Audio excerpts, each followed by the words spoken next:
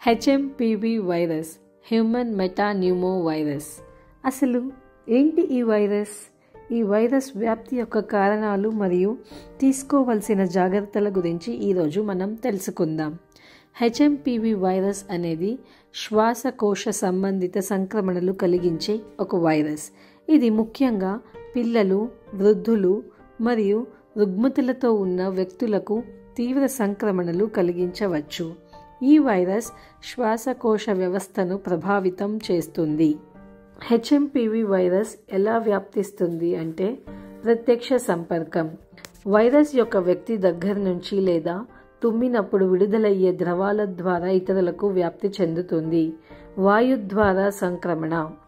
Virus వ్యాప్తి సూక్ష్మ జలకణాలను లేదా ఎయిర్ బోర్న్ సంక్రమణ ద్వారా కూడా జరుగుతుంది. హెచ్ఎంపివి వైరస్ యొక్క లక్షణాలు: జ్వరం, దగ్గు, గోళ్ల నొప్పి, శ్వాస సంబంధిత ఇబ్బందులు, జలుబు. హెచ్ఎంపివి వైరస్ సోకకుండా తీసుకోవాల్సిన జాగ్రత్తలు: సహజ శుభ్రత.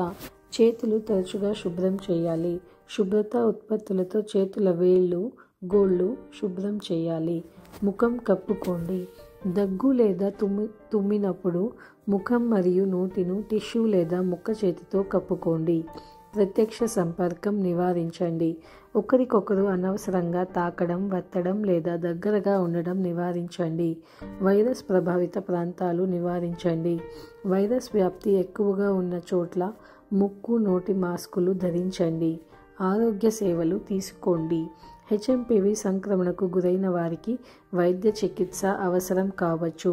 ఇమ్యూనిటీ బూస్ట్ చేయండి. సరైన ఆహారం, వ్యాయామం మరియు విశ్రాంతి ద్వారా మీ శరీర ఇమ్యూనిటీని పెంచుకోవడం మంచిది. ఈ జాగ్రత్తలు పాటించడం ద్వారా హెచ్ఎంపివి వైరస్ వ్యాప్తి నుండి రక్షణ పొందవచ్చు.